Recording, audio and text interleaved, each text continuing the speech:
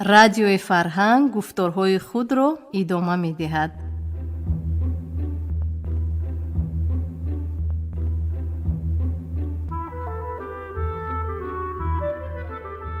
салом шунавандаҳои азиз, ҳоло аз хазинаи тиллоии радио романи иҷтимоӣ палатаи кунҷакиро аз рӯи асари нависанда Фазлиддин Муҳаммадиев бишнавед. ровӣ ҳунарманди мардумии Тоҷикистон Ҳабибулло Абдураззоқов.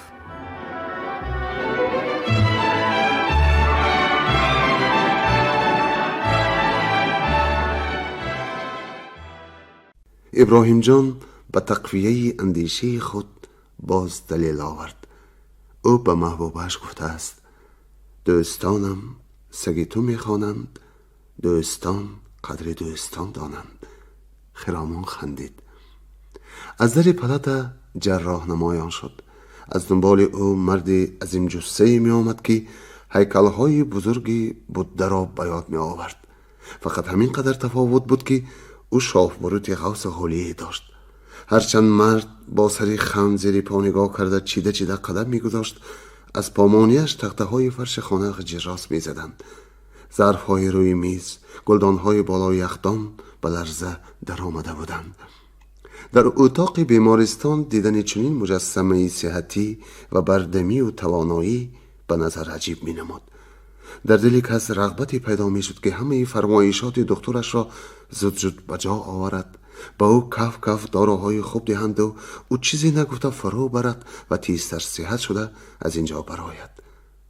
суҳробҷон низ пайдо шуда ба назди иброҳимҷону хиромон омад ва бо ифтихоре эълон кард ки ана ҳамин мард падари ӯст. ҳозир дастпонаро аз дасти он зани бемор хоҳад баровард. дастпонаи бемор аз кимчи гуна фулузи ниҳоят сахт сохта шуда будааст. бештар аз як ҳафта аст ки озор медиҳад. аз панҷа то соидаш варамида гиргирди дастпона рахи кабудшатобе пайдо шудааст. суҳробҷон дар палатаи кунҷакии онҳо дар назди ивон амак ҳикоят карда буд ки чанд устои казалхонаро оварданд, ягон тааш кушода натавонист.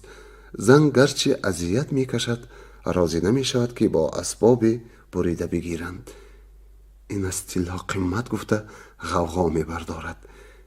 ин кас усто, гуфт ҷарроҳ ба кати зан наздик шуда. дастатона нишон диҳед. падари суҳробҷон хам шуд. ба дастпонаи зан дастонашро расонида нарасонида қоматашро рост гирифт. дастпонаи сафеди ҷилодор дар рӯи кафи фарохаш мехобид. ана тамом, ҷонатон халос, ба овози тундариаш нарму таскиномез гуфт ҳайкали буддо ва дастпонаро бо эҳтиёт боз каме қат карда ба ҳолати аслиаш овард. суҳробҷонро тамкину виқори одатиаш тар карда буд. ӯ мисли кӯдакони ҳамсиннаш ошкоро меболид, аз чашмонаш барқи шодӣ нури ифтихор меборид. дар ҳамин ҳолат аз дасти падар дошта аз паси ҷарроҳ ба дар рафт. дар овони донишҷӯӣ як дандони иброҳимҷон дард карда буд. вай рости гап аз рафтан ба пиши духтур метарсид. медонист ки дандон дигар таъмирбоб нест, онро бояд ҳатман аз риша баркананд. шабона дард шиддат кард. рӯи ҳавлӣ баромада ба ҳар сӯи нолишкунон қадам мезад. раҳмати модараш низ баробари ӯ бедорӣ мекашид. дар гирди сари ӯ парвона буд. гоҳ хокистари гармро ба латтаи печонида меовард ки ба лунҷаш бидорад.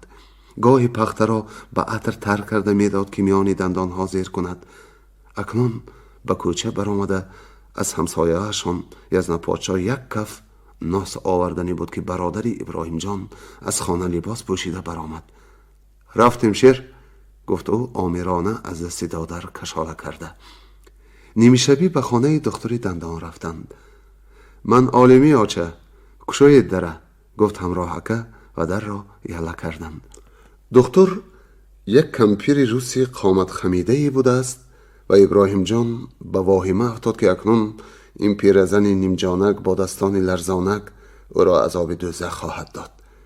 кампир ӯро ба курсӣ шинонида равшании чароғи рӯймизиро ба сӯяш равона кард ва гуфт: канӣ бачим, дандоната як бинам? иброҳимҷон пиндошт ки ӯ аввал даҳон боз мекунад. кампир аввал 2-3 дақиқа инсу онсуро муоина мекунад بعد به فکر و خیال می رود که چی باید کرد. ثانی چنگک ها انبارهای القاسی بدواهیمش را آورده به کار سر خواهد کرد.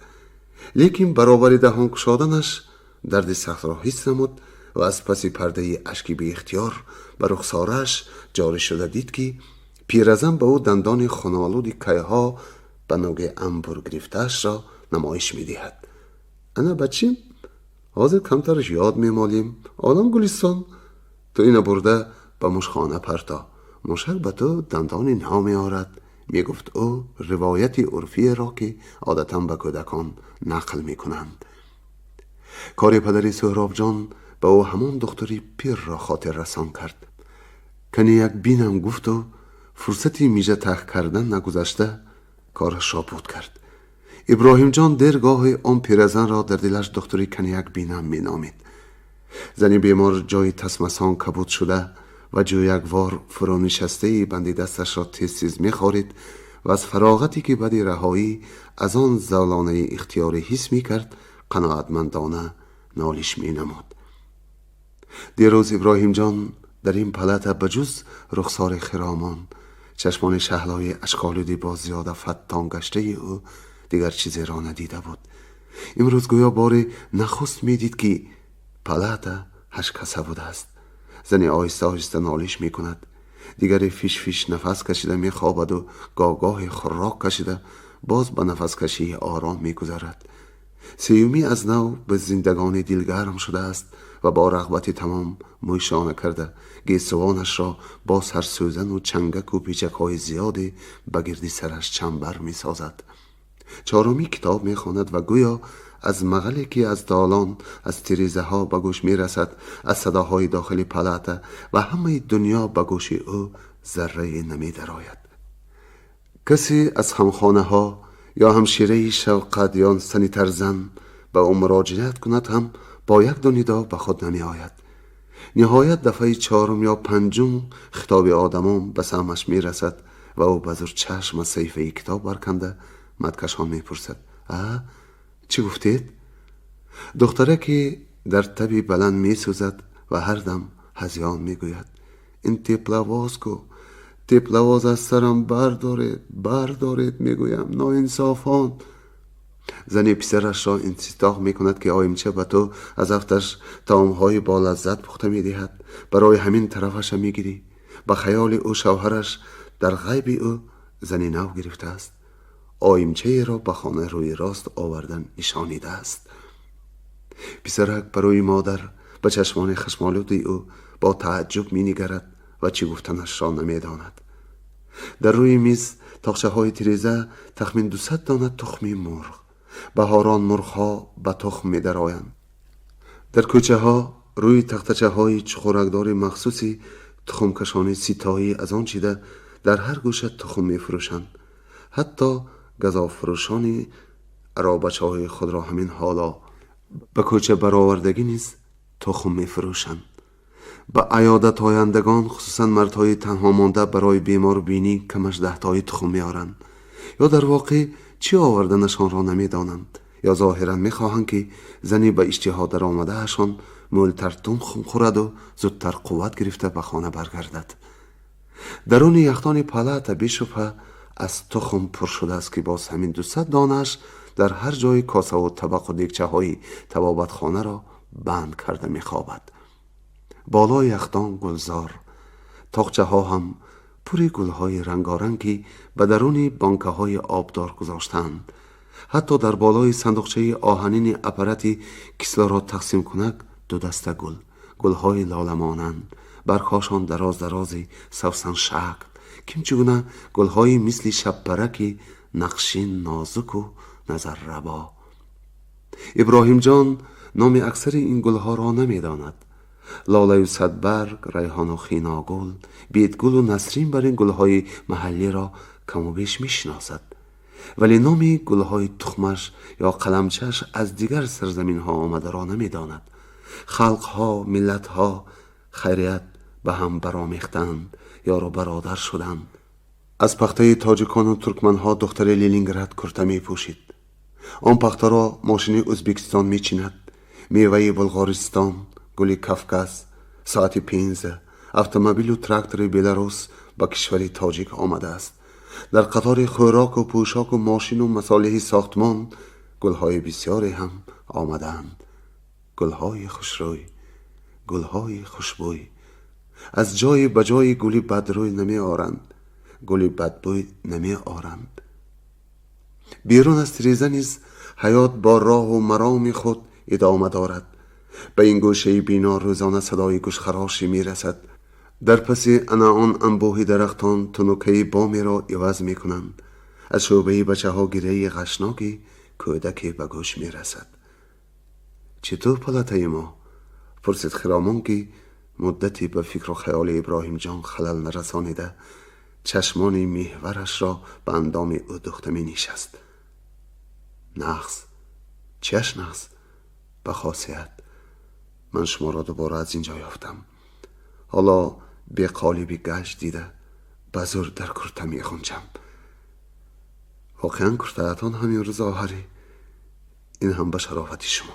یعنی ابراهیم جان سخنان زیور را تکرار کردن میخواست که این دم جراح به پلت در آمده راست نزد خرامان آمد. در دست او 2 دانه صورت کلان رنگینی بود. کاری کلان خطاب نمود. او هر 2 ورقه تیره سلولویدی را به خرامان دراز کرده. من نگفته بودم؟ بینید دهده هیچ آثاری نمانده است. خرامان صورت استخوان کتف و بازو و بند پایش را با مراق و توجه از نظر می گذرانید. گویا مثل جراحان هر یک خط، هر یک نقطه آن را خوانده می توانسته باشد. می خواهید بینید؟ پرسید او از ابراهیم جان با چهره شکوفان. نه، گفت ابراهیم جان. وی صورت استخوان دلبرش را دیدن نمی خواست. وی عموما به عکس استخوان شخصی نزدیک آرام نگاه کرده نمی توانست. بار یکش با یک چیزی تنوکی به روزنامه کهنه پیچانیده شده را داده فرمود که به خانه همان کمپیرک دکتری دندان، دکتری کنیک بینم برده دهد. آنها دادر و برادر را زود درد دندان آزار میداد.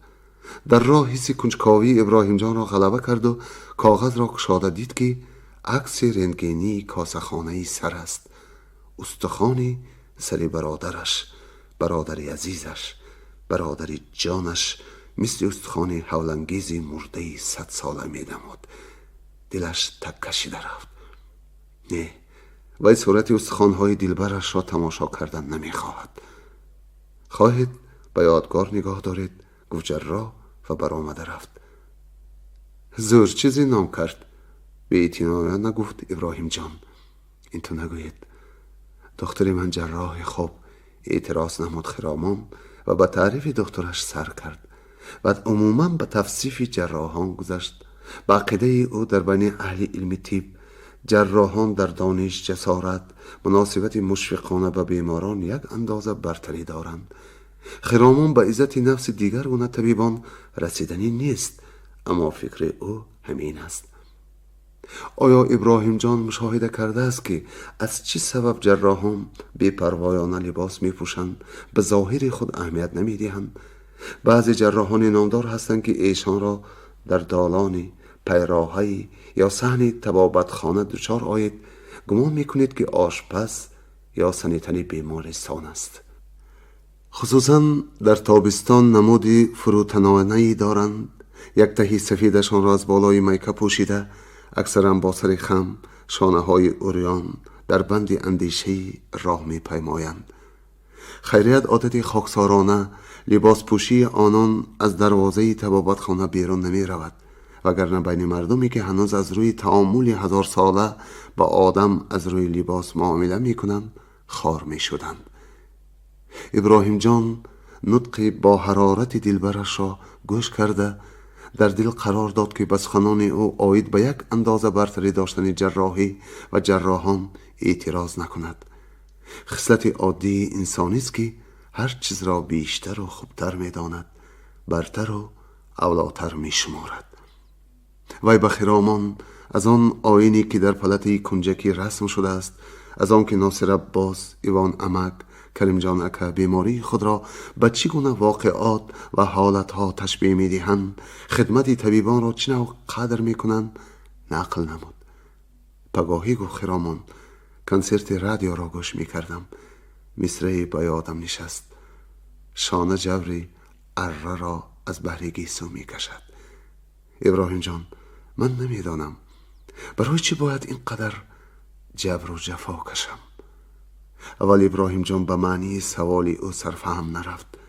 ثانی پی برد که او تقدیر پرفتنه خود را در نظر دارد.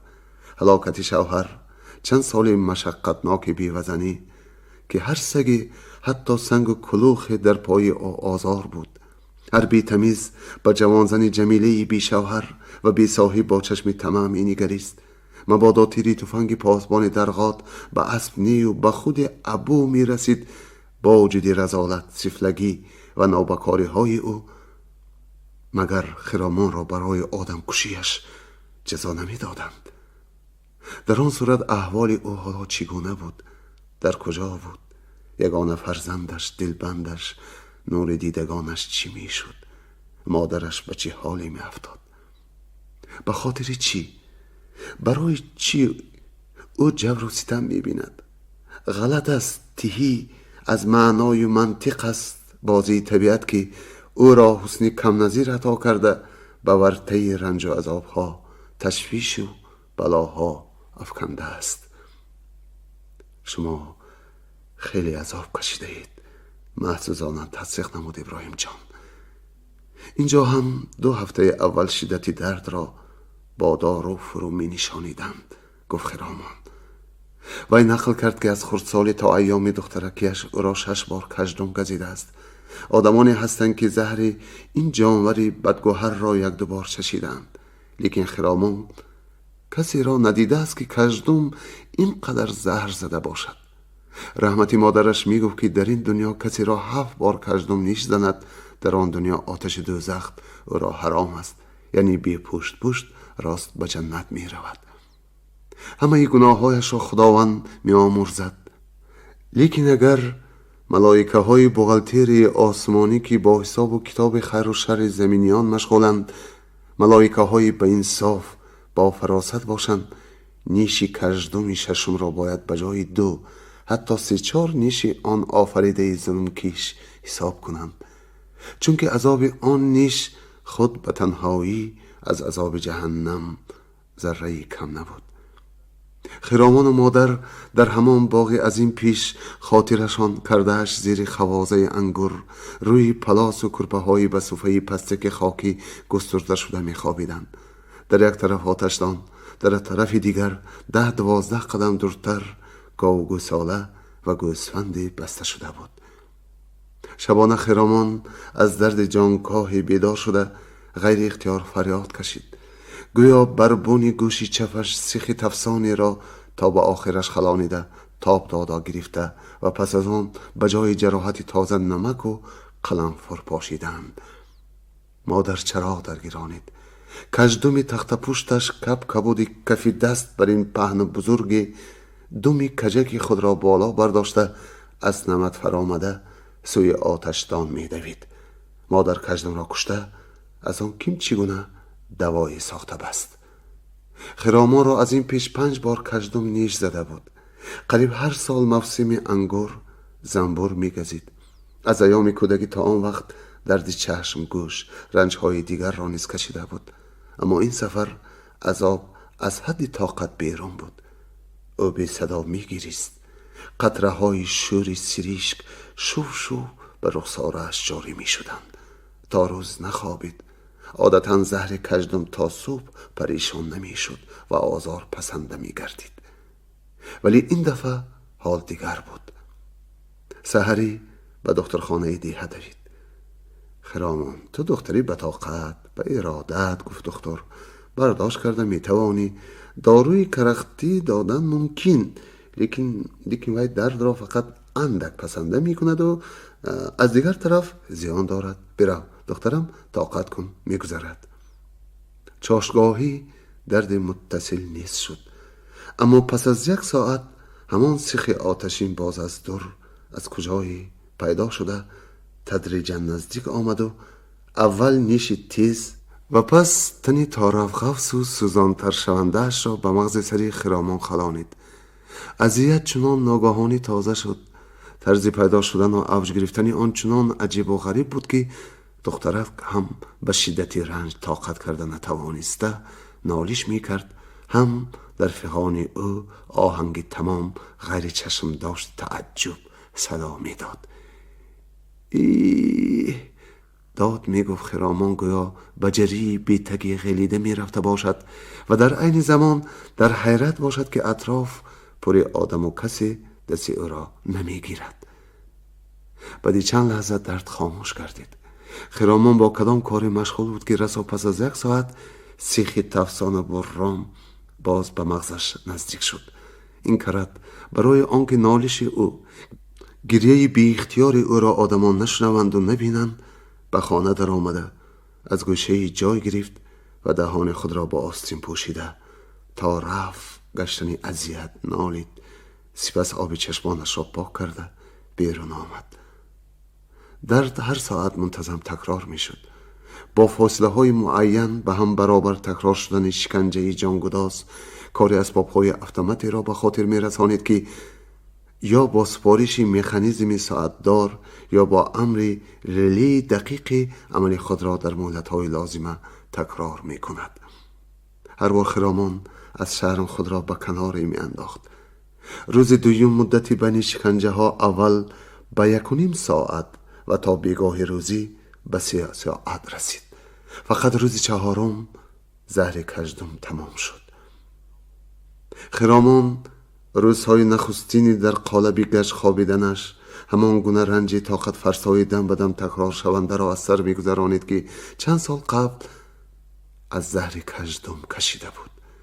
ابراهیم جان دقیقه تأمل کرده با آهنگ تسکین بخش بیت خواند: کاروانی رنج و راحت ها کمین تازی همان، هر کجا دردی رسد از پای دوایی می رسد. مالی کیست؟ میرزا بیدل. امیدی من هم به همین. خرامان دستی محبوبش را گرفته برویش مالید.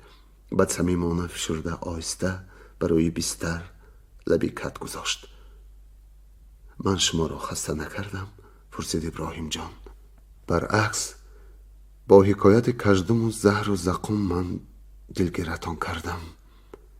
ابراهیم جان به اعتراض سر جنبانید. نباشد شنید.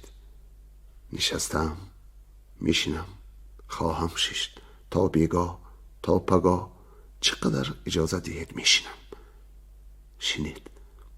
ابراهیم جان به سرتاسر پلت سیرادم با حسرت چشم دوانیده با علم از دل گذرانید که پری روز ساعت ملاقات آنها بیماران بپا بدالان برآمده باقی ماندگان خود را به نافهمی انداخته بودند. امروز کسی پروای او را ندارد. یگان لحظه مناسب فراهم نمی رسد که او از لبان یار اقلا بوسه‌ای بستاند. هر کجا دردی رسید از پی دوایی می رسد. معنی دار تکرار نمود. خرامان از نگاهی بی صبرانه محبوبش پی برده و اضافه کرد: پگاه آن دخترک را جواب می دهند. او به سوی کتیتگی تریزه اشارت نمود. بعد از تریزه می آید. هر وقت که خواهید شما را از تریزه دزدیده می برم. کس مال خودش هم می دوستد. کس چیکار کند اگر مالش در اختیارش نباشد؟ در اختیارش. پلات را نکهتی گل فرا گرفته بود.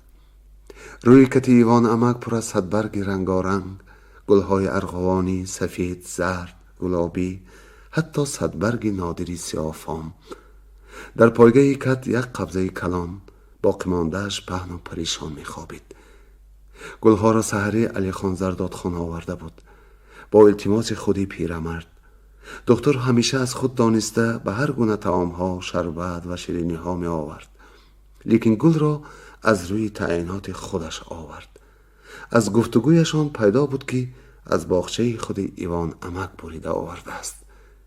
امروز 8 می، عرفه عید غلبه. علی خان پیرمرد را 2 روزه جواب می دهد و او با رفیقانش با دسته ها تقسیم شده به زواد و فابریکه ها، مکتب ها و خانه افیسران، قصر سرحدچیان به ملاقات ها می روند. یک گروه به دیهات خواهد برآمد. بعد اندریش 10 می بر می گردد و معالجه را دوام می دهد. تعمیر تن پیران، شکست و ریخت مدرسه های باستانی بر این فکر می کرد ابراهیم جان. آهسته آهسته بدون شتاب و تلبکاری ادامه می کند، چون که معامله نازک می طلبد. مدرسه را هم اول به گرداگردش حوازه برداشته، ساختش را، مصالح بنا شدهش را دور و دراز تدقیق می کنند. پس هر یک جزءش را علاهده علاهده و با احتیاط در بیهو تعمیر می کنند. به شکست و ریخت آن واقعا لای بیتانی این روزه و کار نمی رود. مصالحی دریافتن و تهیه کردن لازم است که به ساخت آن بنا به ترکیب خشت‌الله‌ی اصل آن موافقت کند. این عقیده را به ایوان امک بگوید، احتمال برنجد، چون که با وجود مریضی و پیری نه به اینو نه به آن تن نمی دهد. موی سفید من به قوت آرامانه با لبخند خیالی محزوزانه می گوید او. حالا خیلی چیزها را می بینم که در آرزویش هستم. می بینم و بعد از دنیا چشم می پوشم. لیکن چشم پوشم هم باز گوش می اندازم که شما جوانها، جانشینها چه کارها کرده ایستاده اید. ساعت 12 بچه ها می آیند، یعنی رفیقان همیراقانش. ثانی همگی یک جای به پایه هیکل یادگاری مبارزان حاکمیت سویتی و انا به پایه آن هیکل نزد آتش جاویدان گلدسته ها می مانند. حالا ساعت اقلا 10 نشده است، اما اندریش که ها آماده سفر است. او پیچک آردیندارش را در بر کرده است. طرف چپ پیچک از سر کیسه‌چه بالایی تا کیسه کلام پر از آردین ها، مدال های جنگی و مهنتی. در میان آنها یک آردین بیرق سرخ جنگی، یک آردین ریسپوبلیک خلقی مغولستان، یک آردین ریسپوبلیک خلقی شورایی بخارا می نمود. به مسکو رفته بودم 1.5 سال پیش. ناخواست به حکایت در آمد موی سفید. یک تا گل خریده به مقبره ایلیچ رفتم. پیش مقبره پنجره بند. آدمی بسیاری از دور و نزدیک آمده به مرمر جگری فام جلادار آن به حرفهای کلان نام پیشوا و 2 نفر سربازی که در تکی در مقبره ناجنبیده روبروی همدیگر ایستادند خاموش نگاه می‌کردند. ساعتی بدل شوی پاسبانان را منتظر بودند.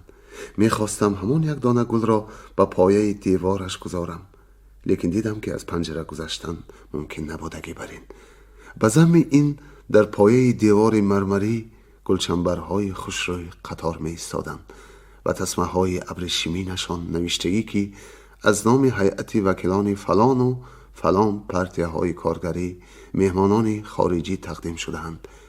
یگان دانه گلی علاهده حتی گلدسته به نظر نمی رسید. از ازدحام در 2 طرف 2 میلیتسیانری قوی هیکل راست ایستاده از همانجا به ترتیب نظارت می کرد.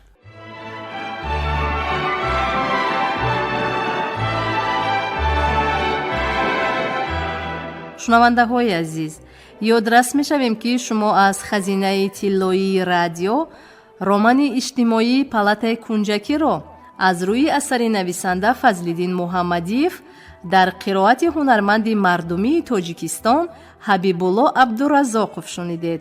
شاد و موفق باشید.